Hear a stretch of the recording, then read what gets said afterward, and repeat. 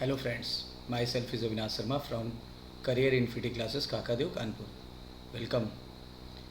Today we will start respiration in plants. तो मेरा आपसे एक क्वेश्चन है कि बताइए दुनिया में कोई भी चीज़ जो होती है वो कैसे होती है। मतलब मेरा मतलब ये है कि दुनिया में कोई भी चीज़ क्या फ्री ऑफ कॉस्ट होती है कि हमें उसके लिए कुछ ना कुछ पे करना होता है। तो आंसर आएगा पे करना होगा। फॉर एग्ज़ाम्पल अगर आप सबके घर में व्हीकल है, कोई भी टू व्हीलर, फोर व्हीलर, कोई भी व्हीकल है, ठीक है, तो उसमें आप लोग डेली पेट्रोल डीजल डलवाते होंगे, डलवाते हैं ना। पेट्रोल और डीजल क्यों डलवाते हो आप? ताकि वो पेट्रोल और डीजल जो होता है उसके लिए एनर्जी क्रिएट करता है। पेट्रोल और डीजल इंजन में जाके कंबसन होता है उसका, वो जलता है जा करके, और जब जलता है तो उससे क्या होता है, एनर्जी लिबरेट होती है, और उसी एनर्जी से आपका इंजन रन करता है, और उसी से काइनेटिक एनर्जी मिलती है। This kinetic energy will utilise to move your vehicle. Is it clear? Same उसी प्रकार हमारे शरीर में भी ऊर्जा की लगातार आवश्यकता होती है। अब हमें हमें हमें भी तो काइनेटिक एनर्जी चाहिए। हमारा हाथ काइनेटिक स्टेज में है, मैं बोल रहा हूँ, मेरे जॉ मूवमेंट हो रहा है, टंग मूवमेंट हो रहा है, हमारे दिमाग को सोचने के लिए एनर्जी चाहिए, हमारी मसल्स को कॉन्ट्रैक्ट होने के लिए एनर्जी चाहिए, और हमारे सांस लेने के लिए भी एनर्जी चाहिए, यानी हर चीज़ के लिए एनर्जी चाहिए। और आपको पता होगा ये एनर्जी आएगी कहाँ से? ये एनर्जी आती है bye the process of respiration, bye the process of respiration. और दुनिया में ऐसा कोई ऑर्गेनिज्म नहीं है जो रेस्पायरेशन नहीं करता है। तो रेस्पायरेशन इज कॉमन। रेस्पायरेशन में होता क्या, पहले तो ये बताइए। रेस्पायरेशन में होता है oxidation of food, oxidation of food, ठीक है। और जब फूड का ऑक्सीडेशन होगा तो इनके अंदर होते हैं कार्बन कार्बन बॉन्ड। फूड के अंदर कौन से बॉन्ड होते हैं? कार्बन कार्बन बॉन्ड्स, ठीक है। ये क्या हो जाएंगे? ये ब्रेक हो जाएंगे। जब ये ब्रेक होंगे तो क्या होगी? बॉन्ड ब्रेक होगा तो क्या लिबरेट होगी? एनर्जी। इस एनर्जी को एटीपी, आपने सुना होगा एटीपी, एटीपी के रूप में स्टोर कर लिया जाएगा। This energy will B store in the form of ATP. और यही एटीपी हमारे डेली रूटीन में काम आती है, डेली रूटीन में काम आती है। और दुनिया में जितने लिविंग ऑर्गेनिज्म हैं सब रेस्पायरेशन करते हैं। It means all living organism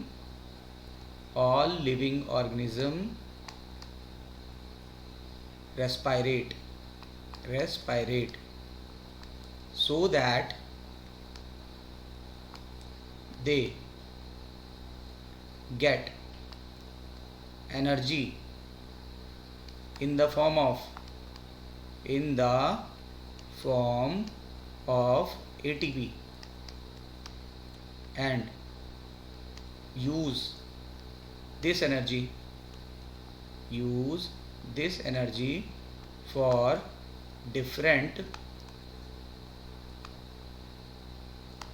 purpose.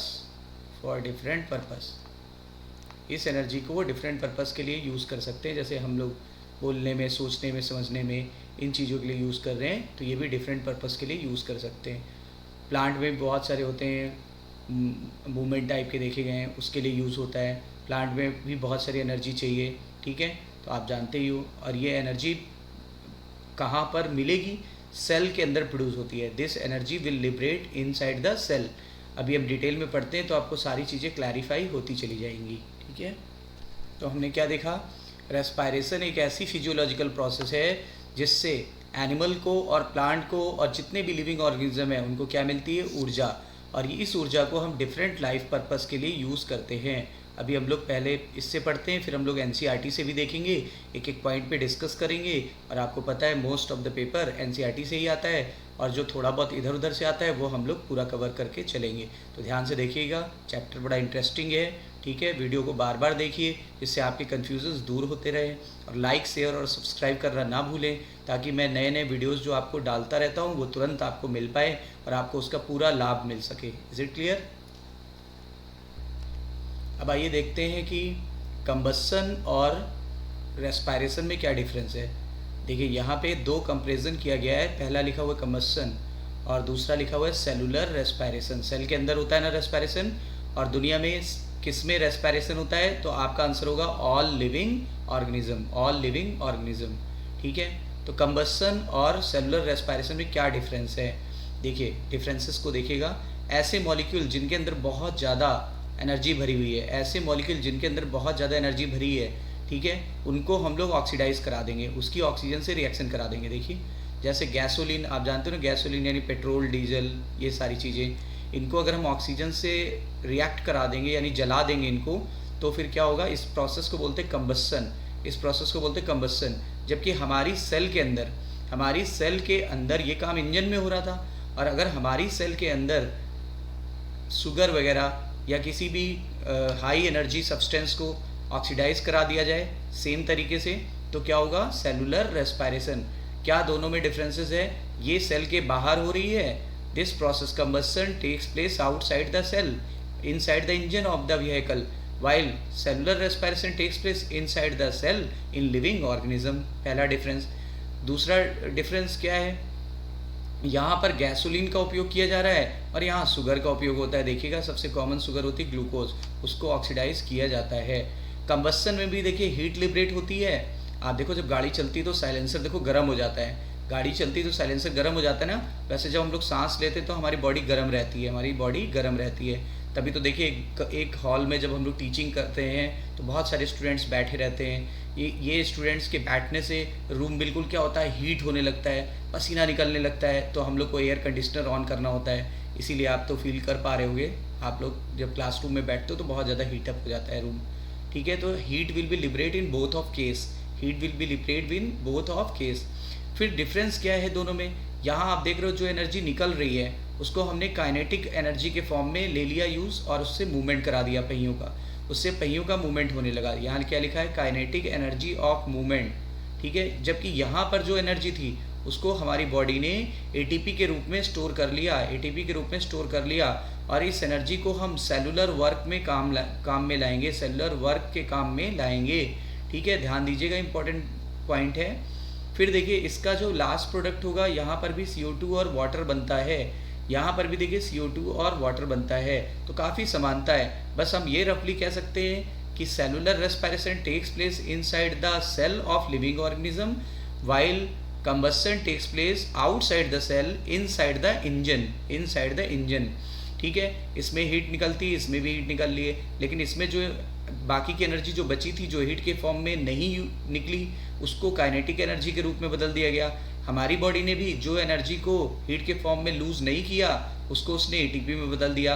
और आपको पता है ATP ultimate source of energy है, ATP is ultimate source of energy, ultimate source of energy for all living organism, all living organism. आगे हम एटीपी के बारे में और डिटेल पढ़ेंगे बच्चों। ठीक है, चलिए, जैसा मैंने बताया जब फूड का ऑक्सीडेशन होगा तो क्या निकलेगी, एनर्जी यानी एटीपी।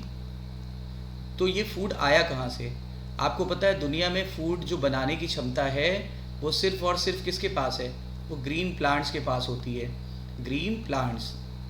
तो दुनिया में फूड बनाता कौन है, ग्रीन प्लांट्स। और ग्रीन प्लांट्स को हम लोग और क्या कह सकते हैं, प्रोड्यूसर, प्रोड्यूसर, क्योंकि ये प्रोड्यूस करते हैं, ये प्रोड्यूस करते हैं फूड, इसीलिए they are known as producer. आप इकोलॉजी में पढ़ चुके होंगे, और ये हमेशा फर्स्ट ट्रॉफिक लेवल पर आते हैं, फर्स्ट ट्रॉफिक लेवल पर आते हैं, T1 पर। ठीक है, मान लीजिए ये ग्रास है, तो ग्रास को किसने खाया, ग्रॉस ऑपर, तो ग्रॉस ऑपर कहाँ पे आ जाएगा, सेकेंड ट्रॉफिक लेवल पे। ग्रॉस ऑपर को किसने खाया, फ्रॉग ने, तो वो कहाँ आ जाएगा, थर्ड ट्रॉफिक लेवल पे। उसके बाद फिर देखिए फोर्थ ट्रॉफिक लेवल पे क्या आ जाएगा, फ्रॉग को कौन खाता है, स्नेक, तो स्नेक आ जाएगा। ठीक है, इस तरीके से ट्रॉफिक लेवल बढ़ता चला जाता है। लेकिन प्लांट का ट्रॉफिक लेवल फिक्स होता है, प्लांट हमेशा फर्स्ट ट्रॉफिक लेवल पर पाए जाते हैं, और पूरी दुनिया में जितना फूड प्रोडक्शन होता है वो अकेले प्लांट कर पाता है। पूरी दुनिया में जितना फूड प्रोडक्शन होता है इकोसिस्टम को ड्राइव करने के लिए, इकोसिस्टम को चलाने के लिए, सुचारू रूप से चलाने के लिए, वो अकेले कौन करता है, plant. That is why plant is known as producer, that is why plant is known as producer. Is it clear. यानी दुनिया पे जितने भी जीव जंतु हैं सब किस पर आश्रित हैं, ग्रीन पौधों पर, यानी प्रोड्यूसर पर आश्रित हैं। समझ में आया बच्चों। चलिए थोड़ा और डिटेल में देखते हैं। क्लियर। यहाँ आप देख पा रहे होगे कि सन सन की जो एनर्जी होती है वो पौधे लेते हैं। अब सन से जो एनर्जी निकल रही है, सन से जो फोटॉन्स निकलते हैं वो पौधे की पत्तियों पर जाके गिरते हैं। और पत्तियाँ क्या करती हैं? पत्तियाँ एटमॉस्फेयर से क्या ले लेती हैं? CO2। पत्तियाँ एटमॉस्फेयर से क्या ले लेती हैं? CO2। और जड़ें क्या ले लेता है मिट्टी से? वाटर। अब आप बताइए, पौधे के पास दो रॉ मटेरियल आ गए, CO2 और वाटर। तो आपने सुना होगा पौधा CO2 लेता है और वाटर यूज़ करता है, ठीक है, और क्या बना लेता है? अपना फूड। फूड किस फॉर्म में बनता है? C6H12O6 यानी ग्लूकोज। तो पौधा फूड किस रूप में बनाता है? ग्लूकोज, ठीक है। साथ में आपने सुना होगा यहाँ पे ऑक्सीजन गैस भी निकलती है, तो ऑक्सीजन गैस भी देखिए निकल रही है और ग्लूकोज यानी शुगर भी बन गई। तो बताइए इनपुट क्या दिया गया? CO2 और वाटर और सोलर एनर्जी, ठीक है। और पौधे को क्या चाहिए था? क्लोरोफिल, क्योंकि क्लोरोफिल होगा तभी फोटोसिंथेसिस होगी। तो आपने बचपन से पढ़ा होगा CO2 प्लस वाटर, क्लोरोफिल और सनलाइट की प्रेजेंस में क्या बना लेते हैं? ग्लूकोज को क्या बोलते हैं? C6H12O6। साथ में कौन सी गैस लिबरेट हो रही है? ऑक्सीजन। यानी ग्रीन पौधों ने CO2 और वाटर को यूज़ करके ग्लूकोज बना लिया, साथ में एक गैस भी डिस्चार्ज कर दी। यही गैस हमारे रेस्पायरेशन के काम आएगी, यही गैस हमारे रेस्पायरेशन में यूज हो जाती है। और शुगर क्या करेगी? शुगर जो होता है ये हमारे लिए फूड की तरह काम करता है। फूड की तरह हम यूज़ करेंगे, शुगर को फूड की तरह यूज़ करेंगे और उसको ऑक्सीडाइज करने के लिए जो ऑक्सीजन चाहिए वो यहाँ से मिल गई। यानी देख लिया आपने, यानी ऑक्सीजन भी मिल गई और फूड भी मिल गया। इसको ऑक्सीडाइज करके हम ATP बना लेंगे, हमारी सेल के अंदर ATP का प्रोडक्शन हो जाएगा। क्लियर? तो इस प्रकार आपने देखा कि फोटोसिंथेसिस और रेस्पायरेशन एक दूसरे से लिंक प्रोसेस है। फोटोसिंथेसिस और रेस्पायरेशन लिंक प्रोसेस है। इसको समझाने के लिए मेरे पास एक और अच्छा इमेजिंग फिगर है, उसको हम लोग जरा ध्यान से देखते हैं, ठीक है। यहाँ आप क्या देख पा रहे हो? एक पौधा है, बहुत बड़ा सा विशाल पौधा है। देखिए सनलाइट आई, सनलाइट इन पत्तियों पे गिरी। पौधे ने एटमॉस्फेयर से क्या ले लिया होगा? CO2। और मिट्टी से क्या ले लिया होगा? वाटर। अब देखिए पौधे को सनलाइट मिल गई फोटॉन्स के फॉर्म में। पौधे के पास देखिए क्लोरोफिल भी है, क्योंकि पत्तियों का कलर कैसा होता है? ग्रीन। तो क्लोरोफिल भी है, फोटॉन्स भी मिल गए इसको, और CO2 भी मिल गया, वाटर भी मिल गया। इसका यूज़ करके इसने क्या बना लिया? देखिए ग्लूकोज। अभी मैंने आपको बताया था ना, ग्लूकोज बना लिया। साथ में कौन सी गैस लिबरेट कर दी? ऑक्सीजन, ठीक है। यही ग्लूकोज और ऑक्सीजन हम लोगों ने यूज़ कर लिया। देखिए सारे जीव जंतु यूज़ कर रहे हैं। देखिए काऊ, ठीक है, काऊ के बाद डॉग, देखिए हैन, उसके अलावा रैबिट और हम इंसान, ये सब यूज़ कर ले रहे हैं। यानी हम लोगों ने ग्लूकोज को यूज़ किया और क्या यूज़ कर लिया? ऑक्सीजन को, ठीक है। तो जब हमने इसको ऑक्सीजन को यूज़ कर लिया, ग्लूकोज को यूज़ कर लिया, तो इससे एनर्जी निकालने की प्रोसेस को क्या कहते हैं बच्चों? रेस्पायरेशन। देखिए एनर्जी जब निकल गई, एनर्जी तो हमने यूज़ कर ली, एनर्जी जैसे ये दौड़ने में यूज़ कर रहा है, ये डॉग अपने काम के लिए यूज़ कर रहा है, सब लोगों ने एनर्जी यूज़ कर ली। अब क्या हुआ? अब दो प्रोडक्ट भी मिलते हैं। क्या मिलते हैं? वाटर और CO2। तो वाटर और CO2 फिर से देखिए रिसाइकल हो गई, वाटर और CO2 फिर से रिसाइकल हो गया, ठीक। तो इस प्रकार देखिए दोनों एक दूसरे से लिंक प्रोसेस है और दोनों एक दूसरे पर चेन वाइज प्रोसेस है, एक दूसरे पर डिपेंडेंट है। क्लियर? देखिए अगर हम लोग भी नहीं होते तो CO2 पौधे को कहाँ से मिलता? ठीक है, क्लियर? तो इसीलिए हमारा होना भी ज़रूरी है, पौधों का होना भी ज़रूरी है, म्यूचुअली सब एक दूसरे पर डिपेंडेंट है, तभी तो इकोसिस्टम चल रहा है। अदरवाइज इकोसिस्टम हैम्पर्ड हो जाता है, यानी कि वो चल नहीं पाता और वो बाधित हो जाता। क्लियर हो गई बात? ठीक। देखिए बेटा ये NCERT है, तो आइए NCERT में क्या लिखा है ये देखते हैं। क्या लिखा है? All of us breathe to live, यानी जिंदा रहने के लिए हम सब सांस लेते हैं। But why is breathing is so essential to life के लिए क्यों बहुत ज़रूरी है? बोल रहे हैं अगर ब्रीद नहीं होगा, ब्रीदिंग ऐसी क्या करता है, ठीक है। Do all the living organism, पहले NCERT ने आपसे कुछ क्वेश्चन पूछा, क्या सभी ऑर्गेनिज्म ब्रीद करते हैं? तो मैंने आपको क्या बताया बच्चों, प्लांट ब्रीद करते हैं, माइक्रोब्स ब्रीद करते हैं, कौन करता है? क्वेश्चन मार्क लगाया हुआ है, ठीक है। इफ़ सो हाउ, अगर करते हैं तो कैसे? तो हम लोग इस चैप्टर में लगभग थोड़ा सा अभी ब्रीफ कर पाए हैं, अभी हम लोग और डिटेल में मैं आपको पूरा बताऊंगा, ट्रांसपेरेंट बिल्कुल हो जाएगा कॉन्सेप्ट, इसलिए लगे रहिए, देखते रहिए video. All living organism need energy for carrying out daily life activity, यानी डेली के काम को करने के लिए सबको ऊर्जा चाहिए, ठीक है। जैसे एब्जॉर्प्शन के लिए, प्लांट की बात कर रहा है इसलिए एब्जॉर्प्शन, ट्रांसपोर्ट के लिए, मूवमेंट के लिए, रिप्रोडक्शन के लिए, और इवन ब्रीथ करने के लिए भी एनर्जी चाहिए होती है। ब्रीथ करने के लिए भी क्या चाहिए? एनर्जी। फिर क्या लिखा है? Where does all this energy comes from, ये सारी एनर्जी कहाँ से आती थी बच्चों? यार एनर्जी आती थी फूड से, एनर्जी फूड से आती थी। फूड में क्या थे? Carbon carbon bond. जब इसको ऑक्सीडाइज यानी ब्रेक करेंगे क्या निकलेगी? एनर्जी। एनर्जी का फॉर्म बताइए बच्चों? एटीपी। एटीपी किस में बनती है? हम में कि दुनिया के सभी लिविंग ऑर्गेनिज्म में? सभी लिविंग ऑर्गेनिज्म में। This is the ultimate source of energy, also known as energy currency या currency broker. Is it clear? आगे देखेंगे। We know we eat food. देखिए अब बात करने लगा कि हम खाना खाते हैं, खाने में ही क्या भरी हुई है? एनर्जी। किस फॉर्म में भरी है? कार्बन कार्बन बॉन्ड में। तो अगर हम उसको ऑक्सीडाइज करेंगे तो this energy will be liberated ना। फिर देखो, but how is this energy taken from food, लेकिन ये एनर्जी कैसे निकलेगी? How this energy is utilise, इस एनर्जी को हम कैसे यूटिलाइज करेंगे? तो बताओ, निकली कैसे? ऑक्सीडेशन से। अच्छा, और कैसे यूटिलाइज करेंगे? एटीपी के फॉर्म में। फिर लिखा है डू द प्लांट ईट, क्या प्लांट खाना खाते हैं? आंसर आएगा नहीं, प्लांट खाना नहीं खाते। तो फिर उन्हें एनर्जी कहाँ से मिलती है? तो उनको सन से एनर्जी मिलती है। उसको सन से एनर्जी मिलती, कहाँ से मिलती है बच्चों? Sun energy. और sun is the ultimate source of energy for all living organism, क्योंकि सन से जो एनर्जी वो प्लांट में आई, प्लांट से दुनिया के सभी उसमें चली गई।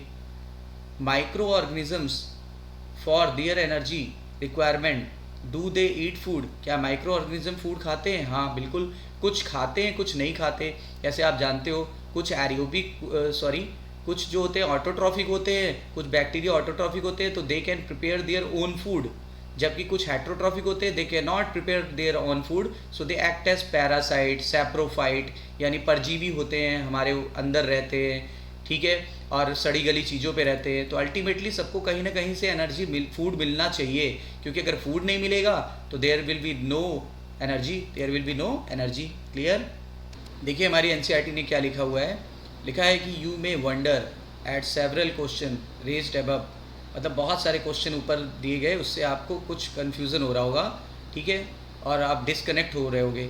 बट रियलिटी क्या है? The process of breathing is very much connected to the process of release of energy.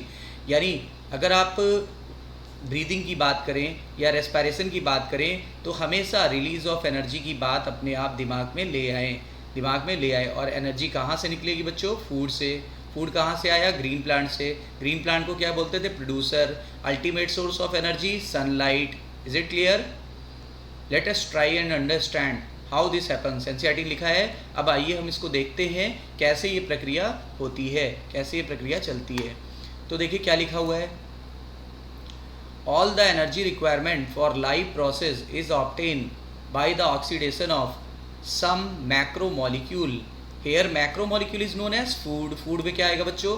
Carbohydrate, fat, protein, nucleic acid, ये सारी चीज़ें आ जाती हैं, ठीक है। इनको हम रफली फूड कह सकते हैं। तो फूड इज़ मैक्रोमोलिक्यूल की माइक्रोमोलिक्यूल? Food is macromolecule. आप बायोमोलिक्यूल में पढ़ चुके हैं, ठीक है। फिर क्या लिखा है? Only green plant. ओनली, ध्यान देने की बात है, एनसीईआरटी की एक लाइन पे ध्यान दीजिए। केवल ग्रीन पौधों में ये क्षमता होती है और साइनोबैक्टीरिया में कि वो अपना खाना खुद बना पाते हैं bye the process of photosynthesis. मैंने आपको बताया process of photosynthesis. They trap light energy, ये लाइट एनर्जी को ट्रैप करते थे, याद करो बच्चों, किस फॉर्म में? फोटॉन्स के फॉर्म में। And convert into the chemical energy, chemical energy में कन्वर्ट कर देते थे, ठीक है। That is stored in the bond of carbohydrate. तो मैंने आपको बोला था वो बॉन्ड के रूप में केमिकल एनर्जी स्टोर हो गई, कार्बन कार्बन बॉन्ड। ग्लूकोज के फॉर्म में। फूड बना किस फॉर्म में था? ग्लूकोज। इंपॉर्टेंट बात बता रहा हूँ, ध्यान से सुनिएगा। फूड बना किस फॉर्म में? ग्लूकोज। फूड ट्रांसलोकेट एक जगह से दूसरी जगह कैसे गया? सुक्रोज के फॉर्म में। फूड स्टोर कैसे होता है बच्चों? स्टार्च के फॉर्म में। तो बताइए, फोटोसिंथेसिस में food is produce by in the form of glucose. They are translocated here and there in the form of sucrose. They are stored in the plant tissue in the form of starch. Is it clear?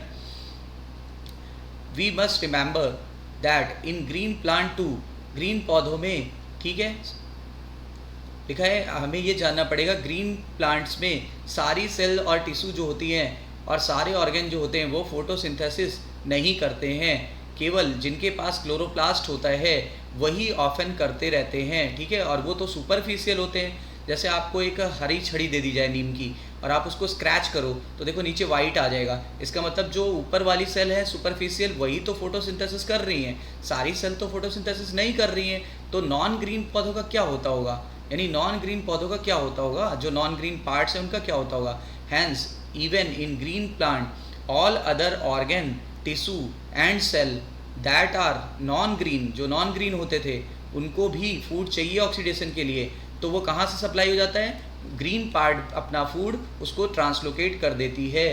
तो क्या लिखा हुआ है, hence food has to be translocated to all the non green part, मतलब green part ने भोजन जो बनाया वो अपने नॉन ग्रीन टिश्यूज़ को दे दिया, क्योंकि फूड की ज़रूरत तो सबको है। और जो बच गया वो क्या किया, वो एनिमल्स ने ले लिया। एनिमल्स में भी देखो हेट्रोट्रॉफ भी होते हैं, ठीक है, हेट्रोट्रॉफ होते हैं। और हेट्रोट्रॉफ भी कैसे होते हैं, जो डायरेक्टली फूड लेते हैं प्लांट से या जो इनडायरेक्टली लेते हैं। तो एनिमल को क्या बोलते हैं, हेट्रोट्रॉफ। और ये कहाँ से फूड लेते हैं, प्लांट से। प्लांट इज ऑटोट्रॉफ और एनिमल इज हेट्रोट्रॉफ। अच्छा अब आप बताओ, जैसे ग्रास को किसने खाया, ग्रॉस ऑपर ने। ग्रॉस ऑपर को किसने खाया, मान लो फ्रॉग ने। फ्रॉग को किसने खाया, स्नेक ने। स्नेक को किसने खाया, ईगल ने। तो आप ध्यान देने की बात यहाँ पे है, ग्रॉस ऑपर ने प्लांट से डायरेक्ट फूड लिया, लेकिन बाकियों ने क्या किया, इनडायरेक्ट फूड लिया। देखिए इसीलिए इनको बोलते हैं, जो डायरेक्ट फूड लेते हैं उनको बोलते हैं हार्बीवोर्स। क्या बोलते हैं बच्चों, हार्बीवोर्स, शाकाहारी, हार्बीवोर्स। और जो इनडायरेक्ट फूड लेते हैं उनको बोलते हैं कार्निवोर्स, उनको बोलते हैं कार्निवोर्स यानी मांसाहारी, ठीक है। इसीलिए देखिए आगे के सेक्शन में क्या लिखा हुआ है, जिसने डायरेक्ट फूड लिया उसको हार्बीवोर्स कहते हैं और जिसने इनडायरेक्ट लिया उसको कार्निवोर्स या मांसाहारी कहते हैं। इसका मतलब होता है शाकाहारी। शाकाहारी जैसे काऊ क्या है, डायरेक्ट लेगी, शाकाहारी, ठीक है। जैसे फॉक्स क्या है, मांसाहारी,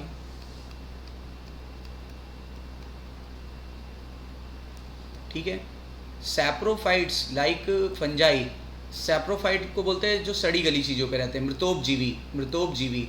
जैसे फंजाई क्या होता है, वो सड़ी गली चीज़ों पर देखिए डिपेंड है, डेड एंड डिकेइंग मैटर पर डिपेंड है, ठीक है। What is important to recognise is that ultimately all the food that is respired for the life process come from the photosynthesis. मतलब मैंने आपको शुरुआत ही यही की थी, बताया था कि जो अल्टीमेट फूड आता है वो by the process of photosynthesis आता है। This chapter deals with the cellular respiration, इस चैप्टर में सेल के अंदर होने वाले रेस्पायरेशन को देखेंगे। That is why we deal with cellular respiration और the mechanism of break down of food material, यानी फूड मटेरियल कैसे ब्रेक होता है सेल के अंदर और किस प्रकार से एनर्जी रिलीज करता है और एनर्जी को पकड़ करके एटीपी कैसे बनता है, ये हम देखेंगे। और ultimate source of energy is ATP. Is it clear, ठीक है बच्चों। देखिए अब एनसीईआरटी क्या कहती है, एनसीईआरटी कहती है photosynthesis of course takes place within the chloroplast. Photosynthesis जिस बॉडी में होती है उसको क्या बोलते हैं, क्लोरोप्लास्ट, आपने पढ़ा होगा। इसमें ये होता है ग्रेना, ठीक है, ग्रेना। एक सिक्के को थैलेकॉइड बोलते हैं, स्ट्रोमा होता है, समझ गए होंगे ना। और डबल मेम्ब्रेन होता है, डबल मेम्ब्रेन स्ट्रक्चर होता है। तो where the break down of complex food to yield energy takes place in cytoplasm and in mitochondria, यानी कि फूड को पहले साइटोप्लाज्म में ऑक्सीडाइज किया जाता है और फिर कहाँ किया जाता है, फिर माइटोकॉन्ड्रिया में, ठीक है। यूकैरियोट्स की बात कर रहा है। फिर लिखा है यहाँ पे ब्रेक करते हैं कार्बन कार्बन बॉन्ड को। कार्बन कार्बन बॉन्ड कहाँ पाए गए थे, फूड में।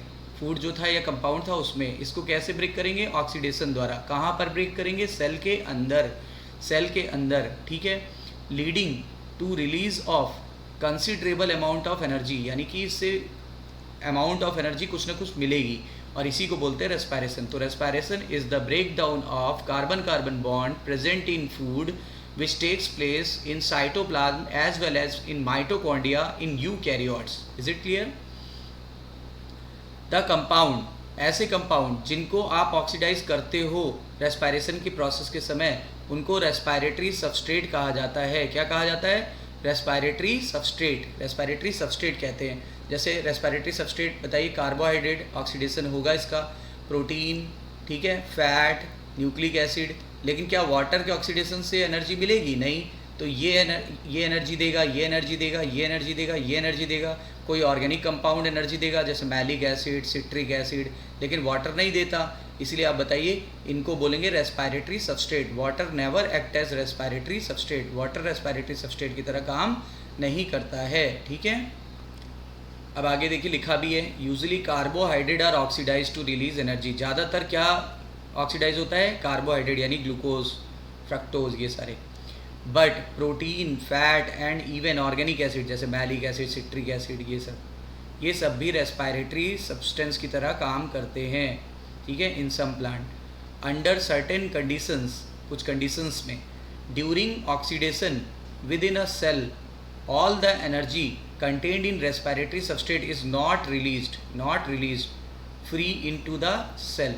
देखिए, इसके ये समझने के लिए, ये लाइन समझने के लिए आपको ये समझना पड़ेगा कि बताइए, जब भी पेट्रोल हम 1 लीटर डलाते हैं, क्या 1 लीटर पेट्रोल एक बार में यूज़ हो जाता है और आप 38 किलोमीटर लगातार पहुंच जाते हैं? नहीं, थोड़ा थोड़ा पेट्रोल यूज़ होता रहता है, थोड़ी थोड़ी एनर्जी मिलती रहती है, और हमारे किलोमीटर्स कवर होते रहते हैं। सेम वही लिखा है कि एक बार में सारी एनर्जी नहीं मिल पाती, थोड़े थोड़े स्टेप्स में मिलेगी, ठीक है, थोड़े थोड़े स्टेप्स में मिलेगी। क्लियर?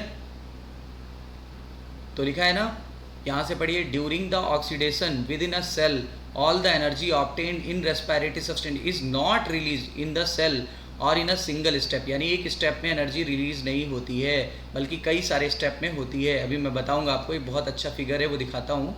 तो it is release in A series और ऑफ ए स्लो स्टेप, यानी धीरे धीरे निकलती है और कई सारे स्टेप्स में निकलती है। और हर स्टेप को कंट्रोल कौन करेगा? एंजाइम। आपको पता है एंजाइम जो होते हैं वो बहुत इंपॉर्टेंट होते हैं, एंजाइम बहुत इंपॉर्टेंट होते हैं किसी भी रिएक्शन के लिए। And it is trap as chemical energy in the form of ATP। मतलब जो एनर्जी निकली वो केमिकल एनर्जी के फॉर्म में निकली, और this chemical energy is known as ATP। This is known as ATP। Hence it is important to understand that the energy released by the oxidation in the respiration is not used directly। मतलब वो direct use नहीं हुई, but वो पहले ATP बनाया गया और फिर उस ATP को ब्रेक किया जाएगा, तब जाके वो एनर्जी हम यूज़ कर पाएंगे। मतलब पहले रेस्पिरेशन में जो एनर्जी निकली वो पहले हम लोग ने ATP के फॉर्म में स्टोर कर ली, और फिर उस ATP को जब चाहे तब यूज़ कर सकते हैं, क्योंकि वो ultimate source of energy of body है। बॉडी का ultimate source of energy, right, ATP। जबकि पूरे यूनिवर्स में जो है ultimate source of energy, that is sunlight. अब आगे देखते हैं। Hence ATP act as energy currency. मैंने आपको कुछ देर पहले बोला था शुरुआत में, एनर्जी करेंसी या करेंसी ब्रोकर भी कहते हैं, of the cell. This energy trap in ATP is utilise in various energy requiring process. मतलब जो एनर्जी हमने पकड़ी ATP के फॉर्म में, ATP के फॉर्म में, उस एनर्जी को हम लोग वेरियस ऑर्गेनिजम्स यूज़ कर सकते हैं डिफरेंट प्रोसेस में, ठीक है। लिखा हुआ है, and the carbon skeleton produce during the respiration is used as precursor for biosynthesis of other molecule in the cell too. मतलब बहुत सारे जो होते हैं वो कंपाउंड्स होते हैं, उससे आप एनर्जी निकाल सकते हो, और ये कोई ना कोई बायोसिंथेसिस के और अदर मॉलिक्यूल के उसमें काम आ जाएगी। ये मैं आपको डिटेल में आगे समझ में आएगा, इस लाइन पे आप ज़्यादा फोकस मत करो, ये आगे क्लियर हो जाएगा, ठीक है। देखते हैं हम लोग एक ATP के बारे में। देखो, ये ATP का एक फिगर बनाया हुआ है मैंने, ATP का फिगर बनाया हुआ है, जिसको एनर्जी करेंसी या करेंसी ब्रोकर बोलते हैं। देखिए, इसमें होता है, इसका पूरा नाम है एडिनोसिन ट्राईफॉस्फेट। तो देखो, ये रहा एडिनोसिन, ठीक है, एडिनोसिन हो गया, क्लियर। राइबोस शुगर होती है, क्लियर। एडिनोसिन और ट्राईफॉस्फेट का मतलब कितने फॉस्फेट होंगे? 3, 1 2 3, क्लियर। यहाँ पे होना चाहिए एडेनिन, यहाँ होना चाहिए एडेनिन, क्योंकि अगर एडिनोसिन लिख दोगे तो इसमें ये दोनों कवर हो जाएंगे। ये एडेनिन है, एडेनिन एक नाइट्रोजनस बेस होता है, adenine is a nitrogenous base. और ये क्या है? ये एक पेंटोस शुगर है, पेंटोस शुगर, आपने एनसीईआरटी में पढ़ा होगा, जब शुगर और बेस जुड़ता है, जब शुगर और बेस जुड़ता है तो क्या बन जाता है, तो बन जाता है न्यूक्लियोसाइड, न्यूक्लियोसाइड, ठीक है। और इसीलिए यहाँ पे नाम लिखा था एडिनोसिन, एडिनोसिन। कितने फॉस्फेट है, 3, जिसमें से आप देखो ये जो लास्ट वाला फॉस्फेट है ना, ये हाई एनर्जी फॉस्फेट है, 2 हाई एनर्जी फॉस्फेट होते हैं, लेकिन ज़्यादातर यूटिलाइज एक ही किया जाता है, आखिरी वाला। तो हाई एनर्जी बॉन्ड होते हैं, इसमें बहुत सारी एनर्जी भरी हुई है, यानी एनर्जी बहुत सारी स्टोर्ड है, ठीक है। और यही एनर्जी रिलीज हो जाएगी, रिलीज्ड, और तब एटीपी किस में बदल जाएगा, एटीपी बदल जाएगा एडीपी, एडिनोसिन डाइफॉस्फेट। अब कितने फॉस्फेट बचेंगे, 2, और कौन सी एनर्जी रिलीज हो गई, इनऑर्गेनिक फॉस्फेट वाली एनर्जी रिलीज हो गई, ये इनऑर्गेनिक फॉस्फेट में बदल जाएगा, ठीक है। तो ATP will be break into ADP और इनऑर्गेनिक फॉस्फेट, और एनर्जी रिलीज हो गई, एनर्जी रिलीज हो गई, और ये एनर्जी यूज़ हो गई डिफरेंट पर्पस के लिए यूज़ हो गई, ठीक है। क्लियर हो गई बात, ठीक है, ठीक है। रेस्पायरेशन 2 टाइप का होता है, एक होता है एरियोबिक और एक होता है एन एरियोबिक। आपको मैं बता दूं, एरियोबिक रेस्पायरेशन में 4 स्टेप होते हैं। पहला स्टेप ग्लाइकोलिसिस, दूसरा स्टेप लिंक रिएक्शन, तीसरा स्टेप क्रेब्स साइकिल, चौथा स्टेप केमी ऑस्मोसिस, या फिर ईटीएस भी बोलते हैं, इलेक्ट्रॉन ट्रांसपोर्ट सिस्टम, ठीक है। देखिए ग्लाइकोलिसिस कहाँ होती है, ग्लाइकोलिसिस होती है साइटोप्लाज्म में, ग्लाइकोलिसिस कहाँ होती है, साइटोप्लाज्म में। ध्यान दीजिएगा, अभी आपने एनसीईआरटी में पढ़ा था कि पहले फूड का ऑक्सीडेशन साइटोप्लाज्म में होता है, देन माइटोकॉन्ड्रिया में होता है। तो बताओ एक स्टेप, 4 में से जो एक स्टेप है दैट इज ग्लाइकोलिसिस, वो कहाँ चलता है, जबकि बाकी के स्टेप ध्यान दीजिए फिगर में कहाँ चल रहे हैं, बाकी के जो 3 स्टेप बचे, कौन से 3 स्टेप बचे, link reaction, Krebs cycle and chemiosmosis, ये सब चल रहा है माइटोकॉन्ड्रिया के अंदर। तो बताओ glycolysis takes place in cytoplasm, ठीक है। Link reaction takes place in, link reaction चलती है matrix of the mitochondria, matrix of mitochondria, इनके अंदर जो लिक्विड भरा होता है उसको मैट्रिक्स बोलते हैं। Krebs cycle also takes place in matrix of mitochondria, जबकि ईटीएस कहाँ चलता है, ईटीएस चलता है इनर माइटोकॉन्ड्रियल मेम्ब्रेन, जिनको क्रिस्टा भी कहते हैं, इनर माइटोकॉन्ड्रियल मेम्ब्रेन या क्रिस्टा, आपने सुना होगा क्रिस्टा में चलता है, इनर माइटोकॉन्ड्रियल मेम्ब्रेन या क्रिस्टा में, याद रखिएगा, ठीक है। तो ध्यान दीजिए, मेरा फिर से क्वेश्चन मैं आपसे पूछ रहा हूँ, glycolysis takes place in cytoplasm, link reaction in matrix, Krebs cycle in matrix, जबकि ईटीएस इनर माइटोकॉन्ड्रियल मेम्ब्रेन, ना दिया हो तो क्रिस्टा। इज इट क्लियर, या क्रिस्टी। देखिए 4 स्टेप में कंप्लीट हो रही है, ठीक है। ग्लाइकोलिसिस में ग्लूकोज को पायरुविक एसिड में बदल दिया जाता है, ग्लाइकोलिसिस में ग्लूकोज को पायरुविक एसिड में बदल दिया जाता है, ठीक है। और लिंक रिएक्शन में पायरुविक एसिड को एसिटाइल कोएंजाइम में यूज कन्वर्ट कर दिया जाता है। ये हम लोग पढ़ेंगे डिटेल में, अभी मैं आपको सिर्फ ब्रीफ करा रहा हूँ, ब्रीफ, ठीक है। फिर देखिए लिंक रिएक्शन में अब ये एसिटाइल कोएंजाइम, लिंक रिएक्शन में जो एसिटाइल कोएंजाइम में बना था, अब ये क्रेब्स साइकिल स्टार्ट कर देगा, क्रेब्स साइकिल में भी कुछ एनर्जी निकलने लगती है। फिर क्रेब्स साइकिल के बाद फिर क्या होगा, जो एनर्जी क्रेब्स साइकिल में बनी है उसमें 2 तरह की एनर्जी बनी है, डायरेक्ट एनर्जी और इनडायरेक्ट एनर्जी। तो मैं आपको डिटेल में आगे बताऊंगा उसी इनडायरेक्ट एनर्जी को। ये डायरेक्ट एनर्जी में कौन बदलता है, ईटीएस। इनडायरेक्ट एनर्जी क्या होती है, जो एटीपी के फॉर्म में ना हो, जो एटीपी के फॉर्म में ना हो उसे इनडायरेक्ट एनर्जी बोलते हैं। जैसे 2 फॉर्म में यहाँ एनर्जी बनेगी, आप देखोगे NADH प्लस H+ और FADH2, 2 फॉर्म में एनर्जी बनती है। तो ये इनडायरेक्ट एनर्जी है कि डायरेक्ट, इनडायरेक्ट। बताओ इनडायरेक्ट एनर्जी को डायरेक्ट एनर्जी में कौन बदलता है, ईटीएस। और इस थ्योरी का नाम केमी ऑस्मोसिस थ्योरी। कहाँ चलती है, इनर माइटोकॉन्ड्रियल मेम्ब्रेन। देखिए सारी एटीपी बन गई, यानी कि इनडायरेक्ट एनर्जी ये और ये इनडायरेक्ट एनर्जी अब कन्वर्ट हो चुके हैं डायरेक्ट एनर्जी में। अब आइए एनारोबिक रेस्पिरेशन और एरोबिक रेस्पिरेशन में डिफरेंस ढूंढें।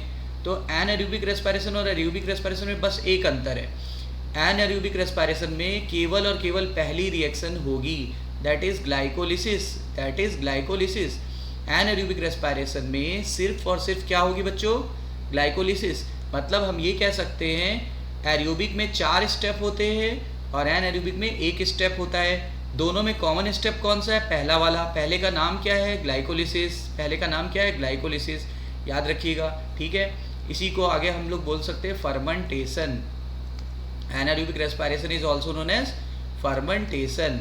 ठीक है, तो मैं आपको बताऊंगा फर्मेंटेशन क्या होता है। ठीक है, अब एनसीईआरटी में पूछा गया है क्या पौधे भी ब्रीथ करते हैं।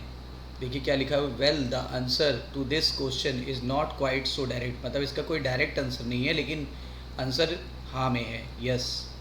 प्लांट भी रेस्पिरेशन करते हैं, उनको भी ऑक्सीजन चाहिए रेस्पिरेशन के लिए। ठीक है, और वो भी हमारी तरह CO2 ही निकालते हैं। Hence the plant have a system in place that ensure the availability of O2, यानी प्लांट में ऐसे सिस्टम होते हैं जिससे उसको ऑक्सीजन मिल सके। लेकिन प्लांट में तो आप जानते हो कि हमारी तरह यानी एनिमल्स की तरह कोई स्पेशल रेस्पिरेटरी ऑर्गन नहीं पाया जाता। Special respiratory organ gases exchange के लिए नहीं पाया जाता है, लेकिन फिर भी आपने देखा होगा उसमें स्टोमेटा यानी रंध्र पाए जाते हैं और लेंटिसेल पाया जाता है इस पर्पस के लिए। यानी जो चीज़ हमारे पास नहीं है वो उनके पास है, जो उनके पास है वो हमारे पास नहीं है। ठीक है, stomata and lenticel are use for this purpose, यानी गैसेस एक्सचेंज के लिए ये दोनों चीज़ें यूज़ की जाती हैं। There are several reason why the plant can get along without respiratory system. Plant को विदाउट रेस्पिरेटरी ऑर्गन क्यों बनाया गया, उसके 3 रीज़न हम देखेंगे। सबसे पहला रीज़न है कि प्लांट की जो भी पार्ट होते हैं वो अपने गैसेस एक्सचेंज का खुद देख रेख कर सकती है। पढ़िए, each plant part takes care of its own gases exchange needs, यानी प्लांट को जितनी ज़रूरत है उतने उसके पार्ट्स अपने आप उसकी देख रेख कर सकते हैं। There is a very little transport of gases from one plant part to another, यानी कि जो दूरी है एक पार्ट से दूसरी पार्ट तक जाने की वो इतनी कम होती है कि वो गैसेस एक्सचेंज बहुत कम होता है, वहाँ पे ट्रांसपोर्टेशन ऑफ गैसेस बड़ा कम होता है, क्योंकि सारी सेल अपना खुद देख रेख कर ले रही हैं, इसलिए गैसेस एक्सचेंज वहाँ पे बहुत कम होता है। ठीक है ना। देखिए दूसरी चीज़ देखिए, सेकंड, मैंने 3 चीज़ें बताई थी ना, तो सेकंड चीज़ क्या है।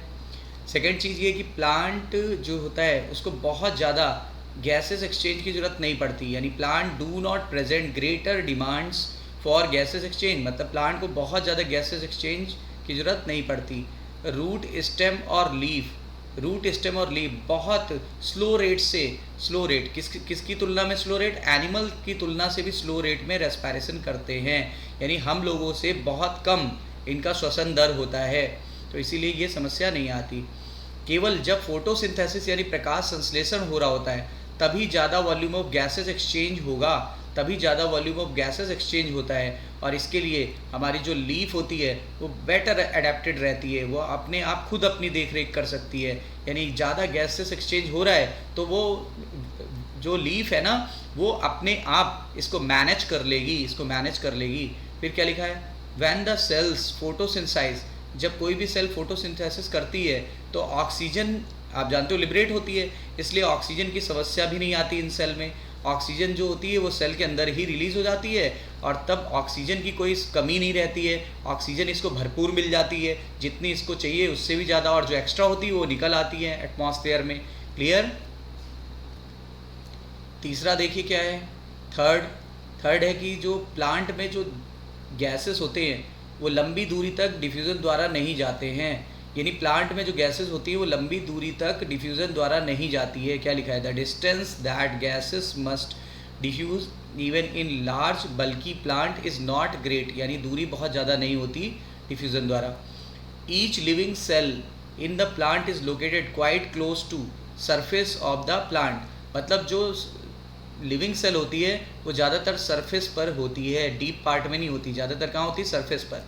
अगर आप पत्तियों को देखो तो ये बात आपको बिल्कुल क्लियर समझ में आ जाएगी, क्योंकि पत्तियों का ज़्यादातर पार्ट कैसा होता है, लिविंग, और सरफेस पर ही प्रेजेंट होता है, बहुत पतला होता है।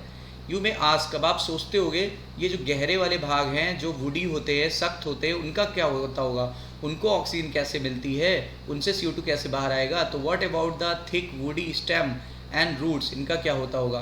तो स्टेम्स में living cell are organise in thin layer inside beneath of bark, आपने सुना होगा कि ऊपर छाल होता है, छाल के नीचे लिविंग सेल होती हैं, ठीक है, छाल के नीचे लिविंग सेल होती है, तो उनको कैसे गैसेस एक्सचेंज होगा, उनमें छोटी छोटी छाल में ओपनिंग पाई जाती है। आपने पढ़ा होगा बार्क में स्पेशल ओपनिंग होती है, this special opening is known as lenticel, याद रखिएगा। स्पेशल ओपनिंग होती है, इनको लेंटिसेल बोलते हैं, तो इनको गैसेस एक्सचेंज काफ़ी आसानी हो जाती है। Cell in the interior are dead, अंदर की ज़्यादातर सेल डेड भी होती है, कुछ लिविंग होती है, उनका काम तो चल गया, और जो डेड है उनको तो ऑक्सीजन चाहिए नहीं, वो तो CO2 निकालेंगी नहीं, बिकॉज दे विल नॉट रेस्पायरेट। फिर आगे देखिए, ये केवल क्या करेंगी, ये मैकेनिकल सपोर्ट देती हैं, सिर्फ और सिर्फ क्या देती है, यांत्रिक सहारा, यानी कि ये मैकेनिकल सपोर्ट देती है। Thus most of the cell of the plant have at least a part of their surface in contact with air, यानी कि ज़्यादातर जो प्लांट की सेल होती है वो सरफेस के कहीं ना कहीं या एयर के कॉन्टैक्ट में कहीं ना कहीं होती है। This is also facilitated by loose packing of parenchyma cell of leaf, stem and root, मतलब प्लांट के लीफ में, प्लांट के स्टेम में और प्लांट की रूट में क्या होता है, पैरेन्काइमेटस सेल पाई जाती है। और आपको पता होगा पैरेन्काइमेटस सेल के बीच में इंटरसेलुलर स्पेस होता है, और इंटरसेलुलर स्पेस से होता क्या है, मान लो स्टोमेटा से कोई भी गैस आई आसानी से चली आएगी, पास होती चली जाएगी डीप पार्ट में, ठीक है, यहाँ से CO2 निकला आसानी से बाहर चला जाएगा। तो लिखा हुआ है कि ये प्रोवाइड करता है interconnection network of air space, यानी ये एयर स्पेस बना देता है, हवा के लिए स्पेस बना देता है, हवा यहीं से आएगी और बाहर चली जाएगी। कंप्लीट कंबस्शन ऑफ ग्लूकोज, यानी एरियोबिक रेस्पिरेशन की बात कर रहा है। एरियोबिक रेस्पिरेशन में बताइए क्या होगा लास्ट प्रोडक्ट, CO2 और वाटर, स्टार्टिंग में बताया था बच्चों, याद करो, CO2 और वाटर, और वो एंड प्रोडक्ट में बनेगा। इसी से हम पहचानेंगे कि एरियोबिक रेस्पिरेशन हो रहा है कि एनारोबिक। मैं देख के बता सकता हूँ कि एरियोबिक है। कैसे, लास्ट प्रोडक्ट बना है CO2 और वाटर, साथ में एनर्जी निकली, कितने ATP निकली बच्चों, 38 ATP, 38 ATP, या फिर किलो कैलोरी में बताइए 686 किलो कैलोरी, 686 किलो कैलोरी। क्या यूज़ हुआ था, ग्लूकोज के साथ और कौन सी गैस यूज़ हुई, ऑक्सीजन। कैसा रेस्पिरेशन है, एरियोबिक की एनारोबिक, एरियोबिक, ठीक है ना, ये बात क्लियर हो गई। क्या बोल रहे हैं, if this energy is to be useful to the cell, जो एनर्जी निकली ये सेल के लिए यूजफुल होती है, it should be able to utilise it to synthesise the other molecule that the cell require, मतलब ये जो है ये एनर्जी कुछ और मॉलिक्यूल के बनाने के काम में भी आ जाएगी, जो जैसे सेल को ज़रूरत होगी। ये एनर्जी ऐसा ज़रूरी नहीं कि सिर्फ हमारे वर्क के काम आएगी, ये दूसरे बायोमॉलिक्यूल की सिंथेसिस के भी काम आ सकती है। The strategy that the plant cell use to catabolise the glucose molecule in such a way that not all the energy goes out as heat, मतलब बोला गया कुछ ऐसा एडेप्टेशन होता है, जैसे शुरुआत में फिगर बताया था कि सारी की सारी एनर्जी हीट के फॉर्म में नहीं निकलती, कुछ एनर्जी को हम लोग किसको दे देते हैं ADP को, ADP और IP मिल करके किस में बदल जाता है, IP यानी इनऑर्गेनिक फॉस्फेट, ये बदल जाता है ATP में, और ये इसको जब चाहें तब यूज़ कर सकते हैं, इसको जब चाहे तब यूज़ कर पाएंगे, इसीलिए इसको एनर्जी करेंसी या करेंसी ब्रोकर भी बोला गया था। The key is to oxidise glucose not in one step, मतलब ग्लूकोज का शुरुआत में बताया था, याद करो, ग्लूकोज का ऑक्सीडेशन सिंगल स्टेप में नहीं होता बल्कि कई सारे छोटे छोटे स्टेप्स में होता है, but in several small step. इससे फ़ायदा क्या होगा, इससे ये फ़ायदा होगा कि ज़्यादातर एनर्जी हीट, अगर एक स्टेप में होता तो ज़्यादातर हीट के रूप में निकल जाती, ठीक है, बहुत कम ATP बन पाता, लेकिन अगर छोटे छोटे स्टेप में होगा तो थोड़ा थोड़ा हीट निकलेगा, थोड़ा थोड़ा ATP बनेगा, इस प्रकार हम ज़्यादा से ज़्यादा ATP ऑब्टेन कर पाएंगे। तो लिखा है so that the energy release can be couple to ATP synthesis, ताकि एनर्जी ATP सिंथेसिस के काम आ जाए। How this is done is, ये कैसे होगा, यही है रेस्पिरेशन की स्टोरी, यानी कि this is the story of respiration, यानी हम पढ़ेंगे कैसे होगा। पहले 4 स्टेप में होता है, the first one is glycolysis, याद करिए, second one is link reaction, third one is Krebs cycle, and fourth one is ETS यानी इलेक्ट्रॉन ट्रांसपोर्ट सिस्टम, ठीक है, which converts the indirect energy into direct energy. याद करिएगा, पीछे जा करके देख लीजिएगा, एक बार स्क्रीनशॉट ले लीजिएगा, ठीक है। अब देखिए NCERT ने क्या लिखा है, during the process of respiration, जब भी कभी रेस्पिरेशन होता है तो ऑक्सीजन यूटिलाइज होगी, तो 2 प्रोडक्ट बनेंगे, CO2 एंड वाटर, साथ में एनर्जी, कितनी एनर्जी बच्चों, ATP में 38 और किलो कैलोरी में बताइए 686 किलो कैलोरी, ठीक है, ये सब एज ए प्रोडक्ट रिलीज हो जाएगी।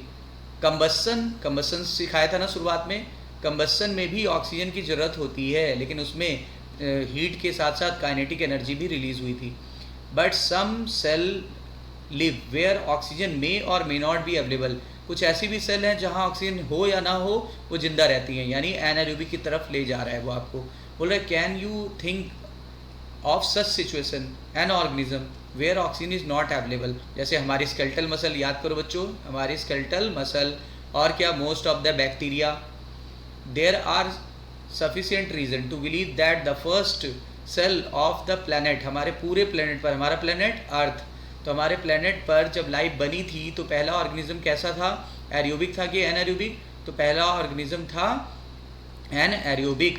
तो वो कैसे जिंदा रहता था, बिना ऑक्सीजन के वो अपनी एनर्जी निकालता था, यानी in the lack of oxygen. क्या आज हमारे पास एनाएरोबिक ऑर्गेनिज्म नहीं है? आज भी है, यानी even among present day living organism we know of several that are adapted to anaerobic condition, यानी आज भी बैक्टीरिया है जो एनाएरोबिक कंडीशन के लिए अडेप्टेड होते हैं। Some of these organism are facultative anaerobes, उसमें से कुछ फैकल्टेटिव एनाएरोब्स होते हैं। फैकल्टेटिव का मतलब ऑप्शनल, फैकल्टेटिव का मतलब ऑप्शनल। एनाएरोब का मतलब ऑक्सीजन की एब्सेंस में रेस्पिरेशन करना, मतलब ये जनरली एरियोबिक होते हैं। They are generally aerobic, they are normally एरियोबिक।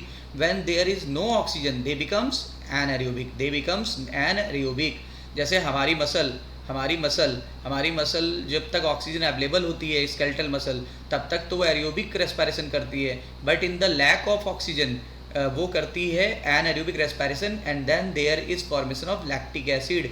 और आगे पढ़ेंगे कि लैक्टिक एसिड जब हमारे स्केलेटल मसल में इकट्ठा हो जाता है तो हम कैसा फील करते हैं, थके थके फील करते हैं, यानी फैटिगनेस फील करते हैं। While in other the requirement of anaerobic condition is obligate, मतलब कुछ ऐसे भी होते हैं जो 100% एनाएरोबिक होते हैं, 100% एनाएरोबिक होते हैं। ऑब्लिगेट का मतलब होता है 100%। In any case all the living organism retain the enzyme machinery to partial oxidation of glucose without the help of oxygen, मतलब उन्होंने बोला इनमें भी एंजाइम काम करेंगे, लेकिन अब ग्लूकोज का पार्शियल ऑक्सीडेशन होगा कि कंप्लीट। तो मैंने शुरुआत में क्या सिखाया था बच्चों, पार्शियल ऑक्सीडेशन, पार्शियल ऑक्सीडेशन होता है, याद करिए पार्शियल ऑक्सीडेशन। अच्छा क्या क्या बना था, या तो बनता था C2H5OH यानी इथाइल अल्कोहल, या तो बना था लैक्टिक एसिड, लैक्टिक एसिड। वैसे और भी कंपाउंड बन सकते हैं बट हमारे सिलेबस में जो है वो ये दो बनता है।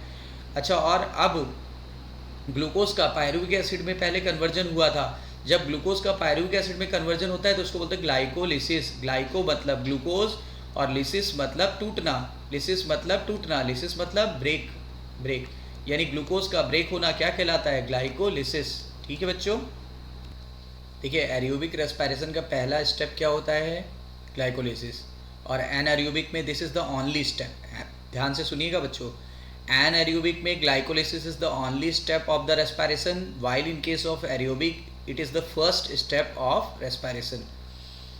ग्लाइकोलिसिस का मतलब अभी बताया था, ग्लाइकोस का मतलब होता है ग्रीक भाषा में ग्लूकोज, ग्लाइकोस मतलब ग्लूकोज यानी शुगर, और लिसिस मतलब टूटना, splitting. The scheme of glycolysis was describe by 3 scientist, Embden, पूरा नाम याद करने की जरूरत नहीं है, एमडेन, मेयरहॉफ और पार्नस, एमडेन, मेयरहॉफ और पार्नस। इसीलिए आगे चल के बोला गया ईएमपी पाथवे, ईएमपी पाथवे। ठीक है, आपको बता दूं यहाँ ऑक्सीजन यूज़ नहीं होती, यहाँ पर CO2 लिबरेट नहीं होती, ना ऑक्सीजन यूज़ होगी और ना ही CO2 लिबरेट होगा। ध्यान देने की बात है। कितने स्टेप्स में होती है बच्चों, 10 स्टेप्स में कंप्लीट होती है, और हर स्टेप में कोई ना कोई एंजाइम काम आता है, हर स्टेप्स में कोई ना कोई एंजाइम काम आता है। देखिएगा एनाएरोबिक में this is the only process, याद आया, एकमात्र ये प्रोसेस थी एनाएरोबिक में। ठीक है, रेस्पिरेशन की। ग्लाइकोलिसिस अकर्स इन साइटोप्लाज्म, शुरुआत में बताया था ग्लाइकोलिसिस कहाँ होती है, साइटोप्लाज्म। लिंक रिएक्शन और क्रेब्स साइकिल कहाँ होती है बच्चों, मैट्रिक्स में। जबकि आप बताओ ETS यानी इलेक्ट्रॉन ट्रांसपोर्ट सिस्टम कहाँ होता है, तो बताया था आपको वो चलता था इनर माइटोकॉन्ड्रियल मेम्ब्रेन या फिर Crysta, and is present in all living organism. तो ये सभी लिविंग ऑर्गेनिज्म में साइटोप्लाज्म में होता है, साइटोप्लाज्म में होता है। और दुनिया के जितने लिविंग ऑर्गेनिज्म है, चाहे वो एरियोबिक हो या एनाएरोबिक, ग्लाइकोलिसिस तो होगी ही होगी, because glycolysis is common in aerobic as well as anaerobic respiration. याद करिए बच्चों, in this process glucose is partially oxidise. Glucose का पार्शियल ऑक्सीडेशन होगा। कैसे पता चला? अगर किसी प्रोसेस में ऑक्सीजन यूज नहीं होगी तो बताओ कैसा ऑक्सीडेशन होता है? पार्शियल की कंप्लीट? पार्शियल, ध्यान दीजिएगा, पार्शियल होता है। तो ग्लूकोज टूट जाता है 3 कार्बन के 2 कंपाउंड में। ग्लूकोज में कितने कार्बन है? 6। तो पायरुविक एसिड में कितने कार्बन है? 3। तो कितने कंपाउंड बनेंगे? 2 मॉलिक्यूल बनेंगे। बताइए, 1 molecule of glucose will convert into 2 molecule of pyruvic acid. Pyruvic acid, ठीक है। पायरुविक एसिड का फार्मूला बता दूं, CH3CO COOH। याद करने के लिए ध्यान दीजिएगा। इसको क्या कहते हैं? अगर हम इसको छुपा दें तो क्या बोलेंगे? CH3COH यानी एसिटिक एसिड। उसके अंदर अगर CO डाल दें तो ये हो जाएगा पायरुविक एसिड। याद करने का ट्रिक बता दिया आपको। In plant this glucose is derive from sucrose. Plant में सुक्रोज टूटता है तभी तो ग्लूकोज और फ्रक्टोज बनेगा। तो ये ग्लूकोज वहाँ से यूटिलाइज होने के लिए तैयार है। और ये फोटोसिंथेसिस का एंड प्रोडक्ट था, ठीक है। और फ्रॉम स्टोरेज कार्बोहाइड्रेट, या तो स्टार्च से बना। Sucrose is converted into glucose and fructose by the enzyme. Enzyme का नाम भी पूछा जाएगा, इन्वर्टेज। मतलब प्लांट में सुक्रोज को तोड़ दिया गया। किस में तोड़ा गया? ग्लूकोज और फ्रक्टोज में। और ये दोनों ही मोनोसेक्राइड है, दोनों ही ग्लाइकोलिसिस में प्रवेश कर सकते हैं। बट अगर सिंगल चॉइस हो तो our answer should be glucose. Our answer should be बच्चों ग्लूकोज, ठीक है। और ये लिखा हुआ है, देखिए, दोनों मोनोसेक्राइड अब रेडिली एंटर कर जाते हैं ग्लाइकोलिटिक पाथवे में। ग्लूकोज और फ्रक्टोज दोनों का फास्फोराइलेशन होता है, यानी ग्लूकोज और फ्रक्टोज एटीपी के साथ रिएक्ट कर जाता है और एटीपी अपना फास्फेट इनको दे देता है। बताओ, अगर ग्लूकोज को फास्फेट दिया तो नाम क्या पड़ जाएगा? Glucose 6 phosphate. अगर फ्रक्टोज को वो फास्फेट दिया तो नाम क्या पड़ जाएगा? Fructose 6 phosphate. हमेशा 6 कार्बन पर जाके जुड़ता है। तो देखिए लिखा है कि ग्लूकोज बदल गया glucose 6 phosphate by the activity of enzyme. Enzyme का नाम हेक्सोकाइनेज। बताइए, एंजाइम का नाम हेक्सोकाइनेज, ठीक है। अब आइए हम लोग ग्लाइकोलिसिस को देखते हैं। तो ग्लाइकोलिसिस में होता क्या है? ग्लूकोज किस में बदल जाएगा? पायरुविक एसिड में। ग्लूकोज में कितने कार्बन है? 6। पायरुविक एसिड में कितने कार्बन है? 3। तो कितने मॉलिक्यूल्स इसके बनेंगे? 2। तो देखिए क्या लिखा है, 2 मॉलिक्यूल्स पर ग्लूकोज, ठीक है। सबसे पहले ग्लूकोज को एनर्जी दी जाती है। देखिए, किसी भी काम को स्टार्ट करोगे तो एनर्जी तो देनी पड़ेगी, एनर्जी तो देनी ही पड़ेगी, क्लियर। इसीलिए सबसे पहले ग्लूकोज जब एंटर करता है ग्लाइकोलिसिस में तो सबसे पहले स्टेप में इसको एटीपी दी जाती है। और जब एटीपी दी जाएगी तो ATP will convert into ADP और ये अपना फास्फेट रिलीज कर देगी। इसका फास्फेट ग्लूकोज के पास चला जाएगा। अगर इसका फास्फेट ग्लूकोज के पास चला गया तो बताइए ग्लूकोज किस में बदल जाएगा? Glucose 6 phosphate. हमेशा याद रखिए, 6 कार्बन है तो 1 2 3 4 5 6। हमेशा याद रखिए, लास्ट वाले कार्बन पे जाके जुड़ेगा, ठीक है। फर्स्ट वाले पे नहीं जुड़ता, लास्ट वाले पे जुड़ता है। हाँ, अगर लास्ट वाले पे कोई भी फास्फोरस जुड़ा हुआ है या फॉस्फेट जुड़ा हुआ है तो फिर कौन सा प्लेस खाली होगा? फर्स्ट, तो वहाँ जुड़ सकता है। देखिएगा भी, आगे देखने को मिलेगा ये केस भी। तो glucose when utilize 1 molecule of ATP it will convert into glucose 6 phosphate। 6 position पे फॉस्फेट आके बैठ गया। अब आगे देखिए, सेकेंड स्टेप में ग्लूकोज 6 फॉस्फेट फ्रक्टोज 6 फॉस्फेट में बदल गया। ग्लूकोज 6 फॉस्फेट फ्रक्टोज 6 फॉस्फेट में बदल जाता है और ये एक दूसरे के आइसोमर होते हैं, एक दूसरे के आइसोमर होते हैं, ठीक है, याद रखिएगा। फिर आगे चलते हैं। थर्ड पॉइंट में फिर से एनर्जी खर्च हो रही है। थर्ड पॉइंट में फिर से एनर्जी खर्च हो रही है। आप देखिए, इसमें फिर से एक एटीपी यूज़ हो गई, यानी एक एटीपी तो यहाँ यूज़ हुई थी और एक एटीपी यहाँ पर यूज़ हुई है, ठीक है। अब आप बताओ, इसका भी हम स्केलेटन बना लें तो 1 कार्बन 2 कार्बन 3 कार्बन 4 कार्बन 5 और 6। फास्फेट कहाँ बैठा हुआ है बच्चों? 6 पर। फास्फेट कहाँ बैठा हुआ है? 6 पर। फ्रक्टोज 6 फॉस्फेट, ठीक है। अब बताइए, एक फॉस्फेट इसने एटीपी ने रिलीज़ किया और किसको दे दिया था? अब की बारी इसको दिया था, ठीक है। पहले ग्लूकोज को दिया गया था, अब की बारी दिया गया किसको? फ्रक्टोज 6 फॉस्फेट को। तो बताइए, यहाँ फास्फोरस ऑलरेडी बैठा हुआ है, अब फास्फोरस कहाँ बैठ जाएगा? यहाँ बैठ जाएगा। बताइए, नाम लेके बताइए, इस कंपाउंड का नाम क्या होगा? ये क्या था? Fructose 6 phosphate. अब फर्स्ट पर भी फास्फोरस बैठ गया है तो नाम पड़ जाएगा फ्रक्टोज 1,6 डाईफॉस्फेट या बाईफॉस्फेट भी बोल सकते हैं। फ्रक्टोज 1,6 डाईफॉस्फेट या बाईफॉस्फेट। अब देखिए क्या लिखा है यहाँ पर स्टेप 1 और 3 में एनर्जी यूज़ हो रही है, कितने एटीपी यूज़ हो गई, 2, तो मैं यहाँ पे माइनस लगा देता हूँ, -2 एटीपी हो गई, 2 एटीपी माइनस हो गई। ठीक, अब आप देखिए ये 6 कार्बन का कंपाउंड है, ठीक है, और ये अब तुरंत 2 भागों में ब्रेक कर दिया जाता है, 3 कार्बन के 2 कंपाउंड में ब्रेक कर दिया जाता है। देखिए ये 3 कार्बन के 2 कंपाउंड में ब्रेक कर दिया जाता है, और इसको बोल सकते हैं ट्रायोस फॉस्फेट। एनसीईआरटी ने इसी को लिखा है ट्रायोस फॉस्फेट। 3 कार्बन वाले कार्बोहाइड्रेट को क्या बोलते हैं, ट्रायोस, और फॉस्फेट कहाँ बैठा हुआ है, थर्ड पर, तो इसलिए नाम पड़ गया ट्रायोस फॉस्फेट। तो 2 ट्रायोस फॉस्फेट बनेंगे, एक तो ये रहा, एक का नाम होता है ग्लिसरॉल्डिहाइड 3 फॉस्फेट, और एक का नाम होता है DHAP। DHAP दोनों एक दूसरे के आइसोमर हैं, डाई हाइड्रोक्सी एसीटोन फॉस्फेट। तो बताइए जब फ्रैक्टोज 1,6 डाई फॉस्फेट ब्रेक हुआ तो 3 कार्बन के कितने कंपाउंड बने, 2, दोनों को मिला के क्या बोलते हैं, ट्रायोस फॉस्फेट, यानी 2 ट्रायोस फॉस्फेट बने। 2 ट्रायोस फॉस्फेट में एक को तो बोलने लगे ग्लिसरॉल्डिहाइड 3 फॉस्फेट, एक का नाम क्या है बच्चों, ग्लिसरॉल्डिहाइड 3 फॉस्फेट, दूसरे का नाम मैंने बता दिया क्या होता है, DHAP, di hydroxy acetone phosphate. Di hydroxy acetone phosphate दोनों एक दूसरे के क्या हैं, ये DHAP और ये glyceraldehyde 3 phosphate both are isomer to each other, both are isomer to each other. देखिए 1 कार्बन 2 कार्बन 3 कार्बन फॉस्फेट बैठा हुआ है, 1 कार्बन 2 कार्बन 3 कार्बन फॉस्फेट बैठा हुआ है, तो दोनों एक दूसरे के आइसोमर हैं। अब क्या होगा अगले स्टेप में इसका ऑक्सीडेशन होगा।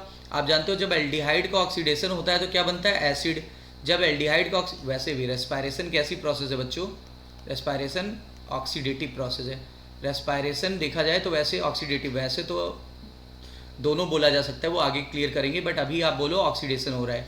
तो अगर किसी भी एल्डिहाइड का ऑक्सीडेशन होगा तो क्या बनेगा, एसिड। क्या बनेगा, एसिड। अब आप देखो यहाँ पे क्या हो गया, कितने मॉलिक्यूल बने एसिड के, 2, क्योंकि यहाँ पर एक कंपाउंड ये था, एक कंपाउंड ये था, तो दोनों मिलकर के डबल हो गए। देखिए डबल हो गए, और नाम क्या पड़ गया, 1,3 di phosphate, 1,3 di phosphate glyceric acid, 1,3 di phosphate glyceric acid बन गया, 1,3 डाई फॉस्फेट ग्लिसरिक एसिड, ध्यान दीजिएगा, ठीक है। और साथ में यहाँ पर क्या हो रहा है, यहाँ पर NADH में बदल गया, यानी यहाँ पर एक चीज़ और प्रोड्यूस हुई। अगर कोई चीज़ प्रोड्यूस होगी तो मैं प्लस लिखूंगा, 2 मॉलिक्यूल बने NADH के 2 मॉलिक्यूल बने। बच्चों बताओ ये इनडायरेक्ट एनर्जी की डायरेक्ट, इनडायरेक्ट शुरुआत में बताया था इनडायरेक्ट एनर्जी होती है। अगर ATP के फॉर्म में ना लिखा हो तो उसको बोलते हैं इनडायरेक्ट एनर्जी, ठीक है। अब देखिए इसमें देखिए 2 फॉस्फेट थे ना, हमने नाम बोला था 1,3 डाई फॉस्फोग्लिसरिक एसिड, इसमें से एक फॉस्फेट को निकाल लिया गया। देखो एक फॉस्फेट अभी भी यहाँ जुड़ा हुआ है, यहाँ 7 नंबर के पीछे है एक फॉस्फेट जुड़ा है अभी, और दूसरा फॉस्फेट देखो ATP बनाने में काम आ गया, ATP बनाने में काम आ गया, क्लियर। तो यहाँ पे ATP बनी, कितनी ATP बनी, अब देखिएगा जितने मॉलिक्यूल यहाँ हैं उतनी ही मॉलिक्यूल की एनर्जी मिलेगी, यानी 2 ATP यहाँ पे मिल गया, 2 ATP आपको ये मिल गया, ठीक है, इस स्टेप में। फिर देखिए 1,3 बाई फॉस्फोग्लिसरिक एसिड बदल गया 3 फॉस्फोग्लिसरिक एसिड में, और फिर पोजीशन चेंज हो गई। अब मान लो ये 3 कार्बन थे, 1 2 3, फास्फोरस बैठा था यहाँ पे, तो नाम था 3 फॉस्फोग्लिसरिक एसिड। अब ये फास्फोरस उठ करके यहाँ चला गया, तो बताओ क्या हो गई, नाम हो गई 2 फॉस्फोग्लिसरिक एसिड, 2 फॉस्फोग्लिसरिक एसिड। ये देखो पोजीशन, यहाँ पोजीशन देखिए थर्ड पे था, यहाँ क्या सेकंड पे आ गया।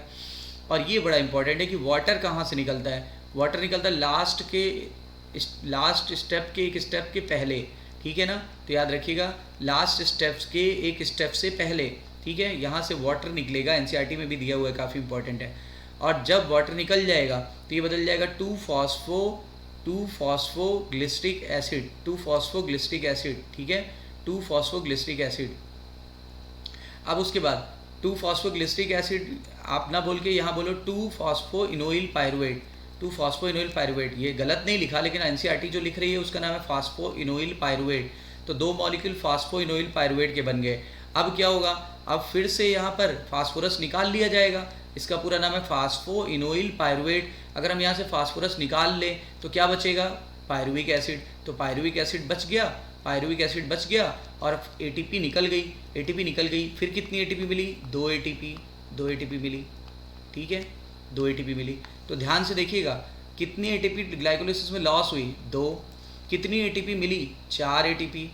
कितनी हमें इनडायरेक्ट एनर्जी मिली, 2 NADH इनडायरेक्ट एनर्जी के रूप में मिले। तो अब मैं समराइज़ करा रहा हूँ आपको दो तीन बातें समराइज़ करा रहा हूँ, ध्यान से देखिएगा वरना क्वेश्चन गलत हो जाते हैं बच्चों के। देखिए ये एनर्जी यूज़ हो रही है ना, तो मैं लिख देता हूँ यूज्ड। ये एनर्जी यूज़ हो रही है ना, तो मैं लिख देता हूँ यूज्ड। कुल कितने एटीपी यूज़ हो गए, 2 एटीपी यूज़ हो गए।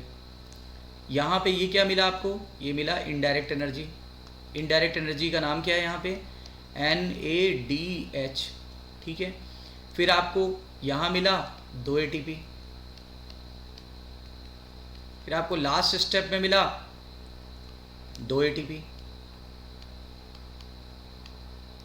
तो आपको एक चीज़ बहुत इंपॉर्टेंट बतानी है, यहाँ तो एनर्जी लॉस हो रही है, ये तो एनर्जी लॉस हो रही है, ये और ये कैसी हो रही है, ये गेन हो रही है, ये और ये गेन हो रही है, ठीक है।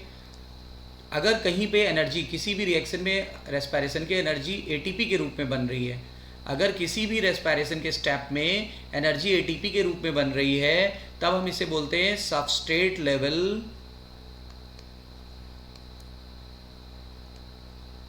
फास्फोराइलेशन। तो बताइए कितने एटीपी सबस्ट्रेट लेवल फास्फोराइलेशन द्वारा बने, 4 ATP. 4 ATP substrate level phosphorylation द्वारा बने, ठीक।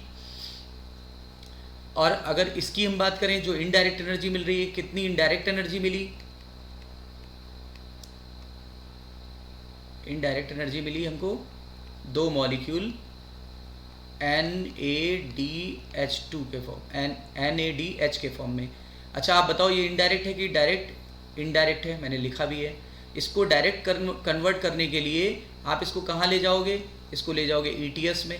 जब तक ये ETS में नहीं जाएगा, जब तक इलेक्ट्रॉन ट्रांसपोर्ट सिस्टम में प्रवेश नहीं करेगा, तब तक ये इनडायरेक्ट एनर्जी डायरेक्ट एनर्जी में कन्वर्ट नहीं होगी। और डायरेक्ट एनर्जी का नाम क्या होता है, ATP। आपको बताऊंगा आगे चल के। एक NADH से 3 ATP बनता है, तो 2 NADH से कितने ATP बनेंगे, 6। 2 NADH से कितने ATP बनेंगे, 6, याद रखिएगा, ठीक है। तो आइए थोड़ा सा और कैलकुलेशन को समराइज करते हैं।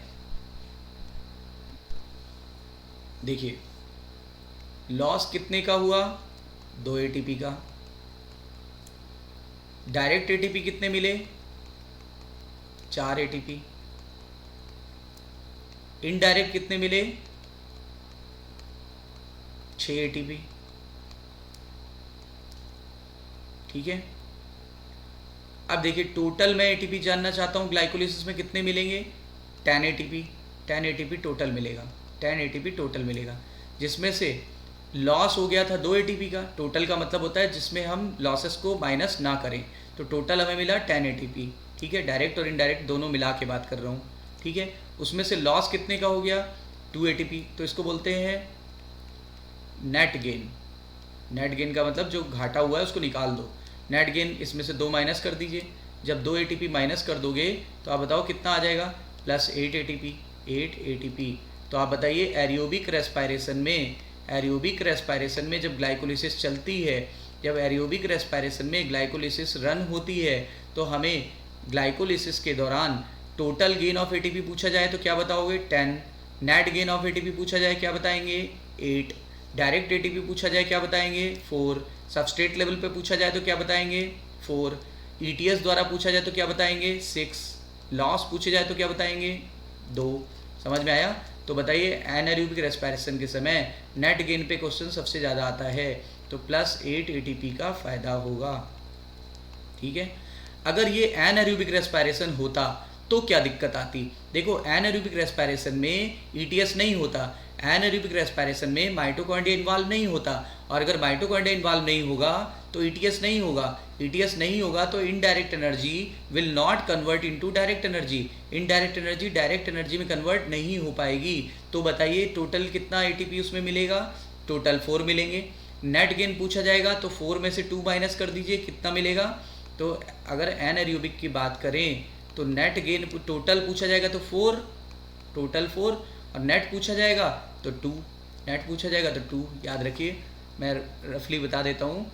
एरियोबिक ग्लाइकोलिसिस में नेट गेन प्लस 8 एटीपी का होता है, जबकि एनारोबिक में नेट गेन प्लस 2 एटीपी का होता है। कोई आपसे पूछेगा ये 6 एटीपी कम कैसे हो गई, आप बताना कि एरोबिक में माइटोकॉन्ड्रिया इन्वॉल्व होता है, इसलिए indirect energy will convert into direct energy. वही 6 एटीपी यहाँ पे ऐड हो गई थी, लेकिन यहाँ पे ईटीएस नहीं होता, यहाँ पर ईटीएस नहीं होता, माइटोकॉन्ड्रिया इन्वॉल्व नहीं होता, इसलिए वो 6 एटीपी हमें ऑब्टेन नहीं हो पाई, इसलिए वो 6 एटीपी यहाँ से माइनस हो गई। क्लियर? ठीक है, आई होप सो कि इसका आपको सब कुछ समझ में आ गया होगा। थोड़ा सा और हम देखते हैं कि इस पायरुविक एसिड का फ्यूचर क्या है, इस पायरुविक एसिड का फ्यूचर क्या है, ये हम जानना चाहते हैं। देखिए अभी हमने क्या देखा, ग्लाइकोलिसिस कहाँ चलती है, साइटोप्लाज्म में। ग्लूकोज 6 कार्बन का कंपाउंड था, किस में टूट गया, 3 कार्बन के कंपाउंड में। कितने मॉलिक्यूल बनेंगे, 2 मॉलिक्यूल बनेंगे।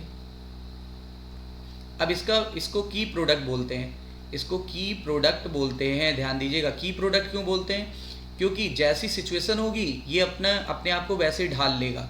देखिए अगर ऑक्सीजन नहीं है और ईस्ट अवेलेबल है, अगर ऑक्सीजन नहीं है और ईस्ट अवेलेबल है, ईस्ट पता है ना, सैक्रोमाइसिस सेरिवेसी, स्मॉलेस्ट फंजाई होता है, सैक्रोमाइसिस सेरिवेसी बेकरी में भी यूज़ किया गया था और अल्कोहल या बेवरेज बनाने में भी यूज़ किया गया है।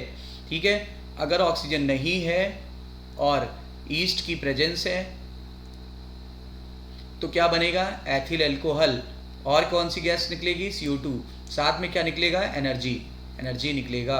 तो इसको बोलते हैं अल्कोहलिक फर्मेंटेशन, अल्कोहलिक फर्मेंटेशन। और अगर ऑक्सीजन नहीं है और हमारी मसल है, कौन सी मसल याद करो, स्केलेटल मसल, हमारी स्केलेटल मसल। जब स्केलेटल मसल में ऑक्सीजन नहीं होती तो अभी पहले भी बताया था लैक्टिक एसिड फर्मेंटेशन हो जाएगा और तब लैक्टिक एसिड बन जाएगा और एनर्जी लिबरेट होगी। अब आप बोलोगे सर यहाँ ऑक्सीजन निकला था और यहाँ ऑक्सीजन नहीं निकला था। अच्छे एक बात बताओ, ये कितने कार्बन है, 3। ये कितने कार्बन होते हैं, C2H5OH में कितने कार्बन होते हैं, C2H5OH कितने कार्बन है, 2। तो एक कार्बन CO2 के फॉर्म में निकल गया, बैलेंस हो गई रिएक्शन। 2 कार्बन ये, 1 कार्बन ये, टोटल कितने कार्बन, 3। पायरुविक एसिड में भी कितने थे, 3, रिएक्शन बैलेंस है। लेकिन यहाँ चेक करिए, पायरुविक एसिड में 3 कार्बन, लैक्टिक एसिड में भी 3 कार्बन। तो जब कार्बन बैलेंस है तो CO2 क्यों निकलेगा, अगर CO2 निकल जाएगा तब यहाँ 2 कार्बन रह जाते। इसलिए ध्यान दीजिए, लैक्टिक एसिड फर्मेंटेशन में CO2 का लिबरेशन नहीं होता है बच्चों, ध्यान दीजिएगा। एक एक बात मैं आपको क्लैरिफाई करा रहा हूँ। फिर आगे चलिए, अगर प्रेजेंट होगा मतलब एरियोबिक रेस्पायरेशन की बात कर रहा है, एरियोबिक रेस्पायरेशन। अगर एरियोबिक रेस्पायरेशन होगा तो क्या होगा, तो लास्ट प्रोडक्ट क्या बनेगा बच्चों, CO2 और वाटर और एनर्जी निकलेगी। कितने ATP, 38। कितने किलो कैलोरी, 686 किलो कैलोरी। यहाँ कितनी मिलेगी, 58 किलो कैलोरी। वेरी करती रहती है बट बहुत कम मिलेगी। ठीक है, इसीलिए मैंने बोला था pyruvic acid is the key product, pyruvic acid is the key product. ठीक है, आइए NCERT में देखते हैं क्या लिखा है। Pyruvic acid is the key product of glycolysis. देखिए आ गई वही बात, pyruvic acid is the key product of glycolysis. What is the metabolic fate of pyruvate, pyruvate का मेटाबॉलिक फेट क्या है, क्या इसका फ्यूचर है, तो ये डिपेंड करता है सेल की आवश्यकता के हिसाब से। There are 3 major way, 3 major way हैं। देखा था आपने, अभी दिखाया था 3 मेजर वे में क्या क्या मेजर वे था। या तो लैक्टिक एसिड बंद फर्मेंटेशन हो सकता था, या तो अल्कोहलिक फर्मेंटेशन हो सकता था, या तो एरियोबिक रेस्पायरेशन हो सकता था। फर्मेंटेशन जो होता है वो एनएरोबिक कंडीशन में होता था, याद करो, in the absence of oxygen. और कहाँ पर होता है, ज़्यादातर प्रोकैरियोट्स में और यूनिसेलर यूकैरियोट्स में। वेरी वेरी IMP, यानी बहुत ही इंपॉर्टेंट है कि कहाँ पर होता है anaerobic respiration. Anaerobic respiration takes place in many prokaryotes और unicellular eukaryotes. For the complete oxidation of glucose, जब ग्लूकोज का कंप्लीट ऑक्सीडेशन होता है तो CO2 और वाटर और बहुत सारी एनर्जी निकली थी। How ever the organism adapt Krebs cycle, तब ऑर्गेनिज्म क्रेब्स साइकिल करेगा और तब एरोबिक रेस्पायरेशन आगे लीड करेगा और उस समय आगे चल के ऑक्सीजन की सप्लाई की भी ज़रूरत पड़ेगी। ऑक्सीजन की सप्लाई की ज़रूरत पड़ेगी। ठीक है, तो आई होप सो कि आप लोगों को ये यहाँ तक क्लियर हो गया होगा। कल हम लोग लिंक रिएक्शन, मतलब आगे की वीडियो में हम लोग लिंक रिएक्शन, ठीक है, और आगे का क्रैफ साइकिल और ईटीएस कैसे होता है, इनको डिटेल में स्टडी करेंगे। और एक एक चीज़ देखते रहिए, लाइक शेयर और सब्सक्राइब करना ना भूलिए, क्योंकि मैं बार बार कहता हूँ ये चीज़ें हम लोग के लिए टॉनिक की तरह काम करती हैं। जितना ज़्यादा आप उत्साह दिखाओगे उतना ज़्यादा हम लोगों को अच्छा लगेगा। ठीक है, तो all the best, take care.